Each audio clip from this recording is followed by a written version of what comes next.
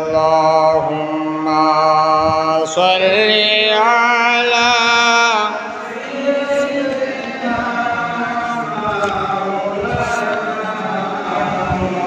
محمد وعلى آل سيدنا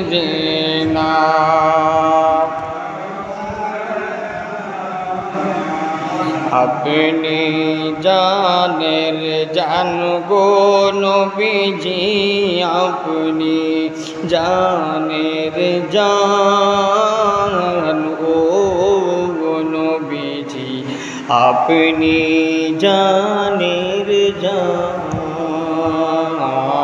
अपनी जानेर जान गो नबीजी अपनी जानेर জানো নবীজি আপনি জানের জান। আল্লাহ বলছে আমি যেখানে আছি আমার হাবিব সেখানে আছে, আমি আজানে আছি, আমার বন্ধু নবীজি আজানের মধ্যে আছে।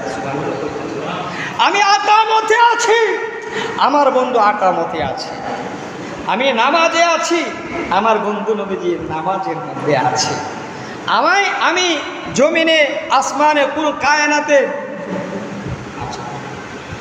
সব জায়গায় আমি আছি, আমার বন্ধু নবীজি সব জায়গায় আছে। কন্যা সুবহানাল্লাহ। আসমান জমিন কুল কায়নাতের সৃষ্টিকর্তা হিসাবে আমি যেই রকম ভাবে রব, আমার বন্ধু নবীজি কুল কায়নাতের জন্য তদ্রূপ রহমত। কন্যা সুবহানাল্লাহ। এই বিশ্বাস আমাদের থাকতে হবে কি হবে না?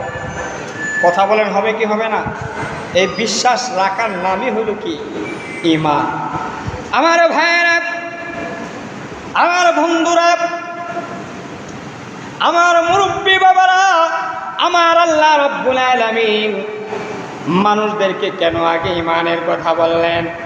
কারণ মানুষগুলি ইবাদত করবে, বন্দি করবে, তার দেহের মধ্যে সূরত থাকবে, ইসলামের সূরত থাকবে, কিন্তু ঈমান থাকবে না। ঈমান থাকবে না কেন? ঈমান থাকবে না, মানুষ দুনিয়ার কাজকর্মের মধ্যে যখন লিপ্ত হয়ে যাবে, দুনিয়ার স্বার্থ উদ্ধার করতে যাইয়া, দুনিয়াতে ব্যবসা বাণিজ্য করতে যাইয়া, দুনিয়ার মধ্যে তিনি রাজনীতি করতে যাইয়া, তার রাজনীতিকে হাসিল করতে যাইয়া দেখা যায় নবীর আদর্শ থেকে তারা বিরত হয়ে যাবে, দূরে সরে যাবে।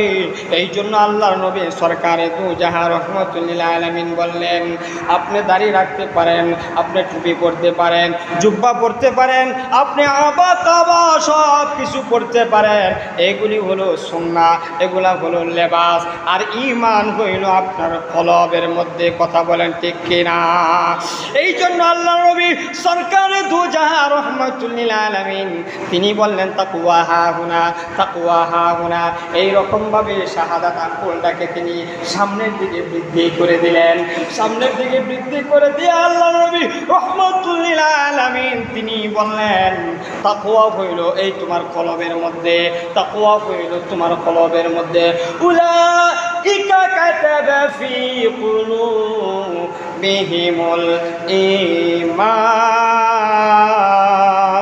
ঈমান। আল্লাহু আকবার। আমার আল্লাহ রাব্বুল আলামিন মানুষদেরকে জানা দেন, কাতাবা ফি কুলুবিহিমুল ঈমান, আমি ঈমানটাকে কলবের মধ্যে লিখে রাখলাম। তাহলে আমাদের কলব যদি ভালো না থাকে, আমাদের কলব যদি জিন্দা না থাকে, আমাদের চিন্তা শক্তি যদি ভালো না থাকে, তাহলে আল্লাহর নবী সরকারে দু জাহান রহমাতুল লিল আলামিন বললেন এই মানুষটা কখনো ঈমানদার হতে পারে না। আমার আল্লাহ রাব্বুল আলামিন পৃথিবীর মানুষদেরকে ডাক দিয়ে বলেন, ওয়াল আসরি ইন্নাল ইনসানা লাফি খুসর। আল্লাহ রাব্বুল আলামিন বলেন পৃথিবীর যত মানুষ আছে সমস্ত মানুষগুলি ক্ষতিগ্রস্তের মধ্যে আছে। এইভাবে বলেন নাই, এইভাবে বলেন নাই। আল্লাহ তাআলা মানুষের জন্য সবচেয়ে বড় যে সম্পদ আছে, মানুষের জন্য সবচেয়ে বড় সম্পদ হইল মানুষের সময়। দেখবেন সময়ের জন্য মানুষগুলি কত হাহাকার করে। একটা মানুষ যখন তার বয়স 40 বছর হয়ে যায়, সে কখনো আর 20 বৎসরের জায়গায় আসতে পারে না। যখন সকাল চলে যায় বিকাল চলে আসে, সে কখনো বিকাল থেকে আর সকালে আসতে পারে না। তার দিন যায় রাত যায়, দিন যায় রাত যায়, সময় চলে যায়, আবার সে আবার তার আগের জায়গার মধ্যে আসতে পারে না। মানুষের যখন দাঁত চলে যায় সে আবার কখনো দাঁত লাগাইতে পারে না। মানুষের যখন চুল চলে যায় তখন সে আগের মতো সেই চুল লাগাইতে পারে না। মানুষের চুলগুলি যখন সাদা হয়ে যায় আগের মতো সে কালো চুল হয় না। এই জন্য আমার আল্লাহ রাব্বুল আলামিন সময়ের কসম কে বললেন, ওয়াল আসরি, আমি তোমাদেরকে সময়ের কসম কে আমি তোমাদেরকে জানান দিতে চাই, তোমাদেরকে জানায় দিতে চাই, তোমাদেরকে বুঝায় দিতে চাই। ও আল্লাহর বান্দা, তোমরা সময়টাকে তুমি যদি কাজে না লাগাও তাহলে তুমি ক্ষতিগ্রস্তের মধ্যে হয়ে যাইবা। আমার বন্ধুরা, এই সময়টা আমরা দুইভাবে কাজে লাগাই। একটা হইল ইবাদতের ক্ষেত্রে, আর একটা হইল দুনিয়াকে হাসিল করার জন্যে। আমার ভাইরা বন্ধুরা, আমার যে সমস্ত আমার যুবক ভাইরা, যে সমস্ত আমার বন্ধুরা যারা ব্যবসা বাণিজ্য করেন, আপনার যদি সঠিক সময়ের আপনার দোকানের মধ্যে আপনি যদি না যান, ব্যবসায়িক স্পটে যদি আপনি সঠিক সময়ের মধ্যে না যান, আপনি কখনো ব্যবসা থেকে লাভ করতে পারবেন না। আপনার যে সময় ধান লাগানোর দরকার ওই সময় যদি আপনি ক্ষেতের মধ্যে না যান তাহলে ওই ক্ষেত থেকে আপনি ফসল আশা করতে পারেন না। আপনি যদি আপনার চাকরি যখন যায় ওই সকালবেলা উপস্থিত হওয়ার দরকার ওই সময় যদি আপনি না যান তাহলে আপনার চাকরি থেকে আপনাকে বেনিফিট দেওয়া হবে না। আমার ভাই বন্ধুরা, আমি আপনাদেরকে এটা দুনিয়ার একটা খাসিয়ত আমি আপনাদেরকে দেখাইলাম। আমরা আরেকটা দেখি, আরেকটা সার্কামস্টেন্সের মধ্যে আমরা চলে আসি। আমরা যখন আল্লাহর ঘর মসজিদে আসি, মসজিদে আসার ক্ষেত্রে যখন আমরা নামাজের মধ্যে চলে আসব, নামাজের মধ্যে যখন আসি আমাদের সময় কীভাবে চলে যায়। আপনারা আমরা যারা সকাল থেকে নিয়ত করে রেখেছি আজকে জুম্মার দিন আমি আজানের পরপর যাইয়া মসজিদে হাজির হয়ে যাইব।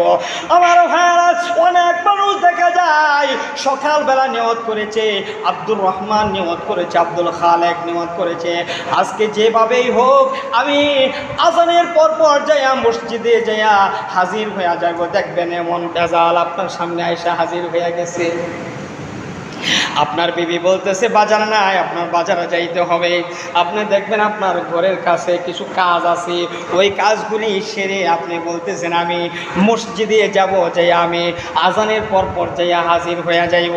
ও বন্ধুরে, ও আমার বন্ধু, আপনি যতভাবে চেষ্টা করেন আপনার সময়টাকে আপনি মেনটেন করতে পারেন না।